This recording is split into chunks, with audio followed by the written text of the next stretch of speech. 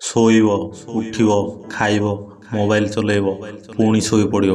ଯେତେବେଳେ ପଢ଼ିବା କଥା ମନେ ପଡ଼ିବ ନା, ସେତେବେଳେ କାନ୍ଦିବାକୁ ଲାଗିବ। ଆଉ କହିବ ମୋ ଦ୍ୱାରା ପାଠ ହୋଇପାରିବନି, ମୋତେ ପଢ଼ିବାକୁ ମନ ହେଉନାହିଁ। କହିବ, ପୁଣି ଶୋଇବ, ଉଠିବ, ଖାଇବ, ମୋବାଇଲ ଚଲେଇବ, ପୁଣି ଆଉ ଥରେ ଶୋଇପଡ଼ିବ। ତମଠାରୁ ତ ଭଲ ଜୀବନ ଗୋଟେ ପଶୁଙ୍କର ହୋଇଥାଏ। କମ୍ ସେ ଜାଣିଥାଏ ଯେ ତା ଲାଇଫରେ କ'ଣ ଇମ୍ପୋର୍ଟାଣ୍ଟ।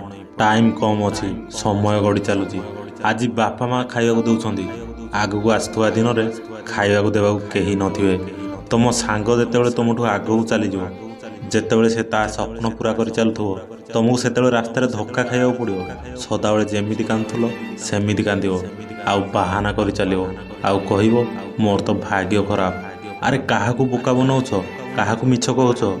ଏ ଦୁନିଆ କାହା ଚିନ୍ତାଧାରାକୁ ବୁଝିନଥାଏ, କାହା କଷ୍ଟକୁ ବୁଝିନଥାଏ।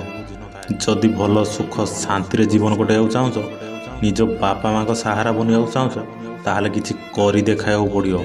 ମୋର ପଢ଼ିବାକୁ ମନ ହେଉନି, ମୋ ଦ୍ୱାରା ହୋଇପାରିବନି। କାହିଁକି ହେବନି? ତୁ ଗୋଟେ ମଣିଷ ନା। ତୋ ପାଖରେ ଏମିତି କ'ଣ କମ୍ ଅଛି? ତୋ ପାଖରେ ଏମିତି କ'ଣ ନାହିଁ ଯାହାକି ତୋ ଦ୍ୱାରା ହୋଇପାରିବନି?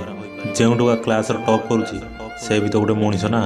ତାର ବି ଦୁଇଟି ଆଖି ଅଛି, କିନ୍ତୁ ଫରକ ବହୁତ ବଡ଼। ତୁମର ପାଠ ପଢ଼ିବାକୁ ଇଚ୍ଛା ହେଉନି, କାହିଁକିନା ତୁମେ ପାଠ ପଢ଼ିବା ପାଇଁ ହିଁ ପାଠ ପଢ଼ୁଛ, କାମ ଚଳେଇବା ପାଇଁ ପାଠ ପଢ଼ୁଛ। ତୁମ ପାଇଁ ପାଠ ପଢ଼ା ହିଁ ଗୋଟେ ଲକ୍ଷ୍ୟ, ଆଉ ସଫଳତା ହୋଇଥାଏ। ପାଠ ପଢ଼ା ଗୋଟେ ଲକ୍ଷ୍ୟ ନୁହେଁ, ଲକ୍ଷ୍ୟସ୍ଥଳରେ ପହଞ୍ଚିବାର ଗୋଟେ ରାସ୍ତା ହୋଇଥାଏ। ଯାହାର ପଢ଼ିବାକୁ ଇଚ୍ଛା ହେଉଛି, ତାଙ୍କର କିଛି ଗୋଟେ ସ୍ୱପ୍ନ ଥାଏ, କିଛି ଗୋଟେ ଲକ୍ଷ୍ୟ ଥାଏ, ତାକୁ ଜୀବନରେ କିଛି ଗୋଟେ ପାଇବାର ଥାଏ। ସେ ଠିକ୍ ସେ ଜାଣିଥାଏ ଯେ ପାଠ ପଢ଼ା ହିଁ ଗୋଟେ ରାସ୍ତା, ଯାହାଦ୍ୱାରା ସେ ନିଜ ଲକ୍ଷ୍ୟସ୍ଥଳରେ ପହଞ୍ଚି ପାରିବ। ସେଥିପାଇଁ ତା ପଢ଼ିବାକୁ ଇଚ୍ଛା ହୋଇଥାଏ, ଆଉ ଟପ୍ ବି କରିଥାଏ। ପଢ଼ିବାକୁ ଲକ୍ଷ୍ୟ ନୁହେଁ, ରାସ୍ତା ବନାଅ, ତାପରେ ହିଁ ପଢ଼ିବାକୁ ଇଚ୍ଛା ହେବ। ଯେଉଁମାନେ ବାହାନା କରିଥାନ୍ତି ମୋବାଇଲ ପାଇଁ ମୁଁ ପାଠ ପଢ଼ିପାରୁନି, ଗୋଟେ କଥା ମନେ ରଖ, ତୁମ ଏକା ପାଖରେ ମୋବାଇଲ ନାହିଁ। ମୋବାଇଲ ସେ ବି ଚଲାଉଛି ଯେ କ୍ଲାସ୍ରେ ଟପ୍ କରୁଛି। ମୋବାଇଲ ସେ ବି ଚଲାଉଛି ଯେ କୋଟି କୋଟି ଟଙ୍କାର ମାଲିକ ହୋଇଥାଏ। ଦୁନିଆରେ ମୋବାଇଲ ସବୁ ଲୋକ ୟୁଜ୍ କରିଥାନ୍ତି, କିନ୍ତୁ ତାଙ୍କୁ ଜଣାଥାଏ ଯେ କେତେବେଳେ କ'ଣ କରିବା କଥା, କେତେବେଳେ ମୋବାଇଲ ଚଲାଇବା କଥା, କେତେବେଳେ ମୋବାଇଲ ୟୁଜ୍ କରିବା କଥା ନୁହେଁ। ତୁମ ଜୀବନରେ କ'ଣ ଆଉ କରିପାରିବ? ତୁମ ମୋବାଇଲ ତ ତୁମକୁ ଗୁଲାମ ବନେଇ ରଖିଛି। ତୁମେ ତ ମୋବାଇଲଠୁ ଜିତି ପାରୁନ, କଥା କହୁଛ ବଡ଼ ବଡ଼। ଆଖି ଖୋଲିକି ଦେଖ, ଏବେ ବି ସମୟ ଅଛି। ସମ୍ଭାଳି ଯାଅ, ଏବେ ବି ଟାଇମ୍ ଅଛି। ଏତେ କଥା ଶୁଣିଲା ପରେ ବି ଯଦି ତୁମ ଭିତରେ କିଛି ଚିନ୍ତା ପଶୁନି, ତାହେଲେ ଭଗବାନ ହିଁ ଭରସା, ତୁମର ଯାହା କରିପାରିବେ। ଗୋଟେ କଥାରେ ଅଛି, ବିଶ୍ୱାସ ଯଦି ଠାକୁରଙ୍କ ପାଖରେ, ତୁମ ଭାଗ୍ୟରେ ଯାହା ଥିବ ତୁମେ ତାହା ପାଇବ।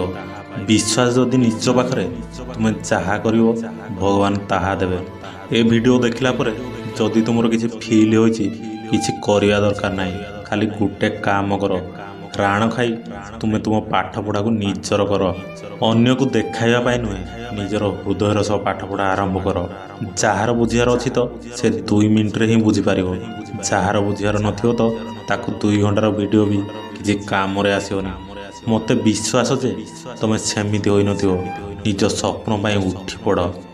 ସାଙ୍ଗମାନେ, ଆଜି ପାଇଁ ଏତିକି। ରହିଲି। ନମସ୍କାର, tata, bye bye, see you again.